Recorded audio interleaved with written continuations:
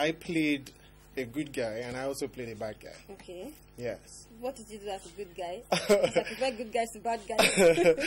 Actually, in the film, I played the character Boss. Okay. You know, he actually lives in the place called No Man's Land.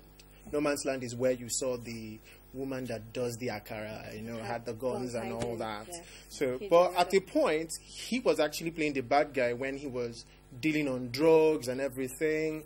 But when he found out that the things that were going on in No Man's Land were wrong, he had to help the government get things right in No Man's Land. Okay. That's why the film is very educative, you know. It had to do with the bad part and people realizing, you know, working in ignorance rather, you know, and later finding out that some of the things they were doing were wrong and it was actually killing the economy, the nation and everything. We diverted to support the police, support the Nigerian government to make things work, that's capture the bad guys. Wow, that's like Robin Hood in another dimension. Oh yeah, something like that. That's close to it, but it's good, really. That's a positive element. Yeah. That there was a resolution to the criminal activities. Obviously, but were you just an actor in the series? Yes. You were just an actor for that production. Yes, I was just an actor. So you did not take part in any other. You did not play another role in this. No, okay. For the post-production, I have another part I'm playing. Okay. Yeah, which is on publicity. Okay. I'm working on publicity and all that. So, but in the film proper, the one you are seeing on screen, I played a character called Abbas. But outside that, that's behind the camera, I actually am doing the post-production. On the part of the post-production, I'm doing the publicity, trying to spread it out to the world to make sure that they have the right information about the film, because we are not going to get the whole thing wrong. Some people will want to stand against it and say, this film is preaching wrongly and all that. Our job is to tell the public what exactly the story is all about. That's true. Yes. Okay, now, so who came up with the story, really? That's the executive producer. The executive producer, came up with the story. Because usually what what people have complained about, not just viewers, not just film goers, not just film critics, but even those who are a little bit ignorant of what's going on in Nollywood, is that the Nollywood stories don't have any theme. They don't have any direction. You know, somebody just wakes up, and before you know, you can predict what the next action is going to be. Obviously, that they are not wrong. Now, why I would say they are not wrong is because some people just wake up from somewhere to just feel, because, you know, how we behave sometimes. Because this market is moving, we want to dive into it, and you don't really have a source. You don't really have what it takes. But in this production, the man behind this production is very educated. He is a barrister. So, and he works on this criminal thing. So he came up with something that has happened in the society, something that is happening in the society at the moment, but a lot of us are not seeing it. Yes. So now, you know, considering the insecurity-ish and all that, now, if you are walking along your street and you see some moves, you can actually say, okay, you pick up your phone and you call the police and say, I just suspected something, please come on. Do you understand? That kind of thing. So that's what we are trying to make the general public know. Yes. Okay, let's come back to you. You were able to work with some of the old hands. Yes. It's a star-studded movie. Yes. What was the experience like there on set? Having to work with all those people, you have Patience, Ozokwa, yes, Yemi Black, Jacob. These are veterans. So what was it like for you? Well, I've worked with some of them before. Oh, really? Yes, I've been in the industry since 2000. Okay. I've worked with some of them before, but you know, one thing with us in the industry, just like you, we grow every day. So if I see them tomorrow, they are coming up with something new, and you have to merge up with them. It was awesome working with them. I learned a lot.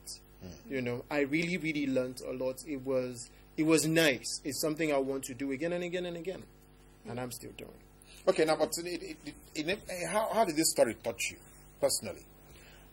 Okay, personally, I've lived in the ghettos. You know, I've lived in the ghettos. I had my reasons for living in the ghettos. because I knew I was going to go into film proper. I needed to know exactly about The the environment, the rich, the poor, the bad guys, and all that. So when I lived in the ghettos, I observed a lot of things. So when the script came, I found myself in it because I've lived there. I found myself in it. So I needed to seize that opportunity to say something to the public. You know, to say to the public, this is how this thing is, and you need to watch it.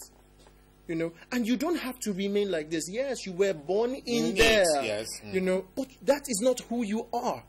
When we say a Nigerian is a Nigerian. A Nigerian is one of the best human beings that has ever existed. Yes. So it doesn't matter where you stay. You can turn the ghetto into something else. What is a ghetto actually? After all. Yes. A ghetto mustn't be a bad place. You know, you mustn't have guns, you mustn't do drugs. You could still do your petty business and be a rich man. A lot of people out there are rich because they started small. Mm-hmm. Yes. Okay, right. That's a beautiful twist, you know, to the story of the rich and the poor. But you see, is it just about that? Is that all that life is all about? Being rich and being poor? No. To me, no. Life is short, and what you impact in that short period is what really counts. You know, what people will remember you for is what you were able to put on the table. So, to me, that's what life is all about. I don't know how other people see it. You want to become a governor tomorrow, you want to become that billionaire tomorrow, you want to become something. It's not about what you become, it's about what you do with what you become. I'm an actor, and I tell people, I write history. I write history into the hearts of men. My job is to put history into the hearts of men, turn lives around through picture. Chucks, but I'm sure you are probably in the minority because most of the stories coming out of Nollywood were about, romance, failed relationships. Yes, all those rather cosmetic treatment of what life is all about. Yes. So how can we change this? Do you think this movie, will be something that can change, the perception that Nollywood is just about the flippant side of life? Okay, yes, because this movie is actually tagged a blockbuster. You saw a little clip of it, and you were like, "Did you actually do that?" Right? The truth is, by the time you see 20 minutes of this film, you will have to see, if it's 100 hours, you want to see 101 hours. Right? We are not in the minority, I will say. What is around, the very popular ones we see, that's not the real Nollywood.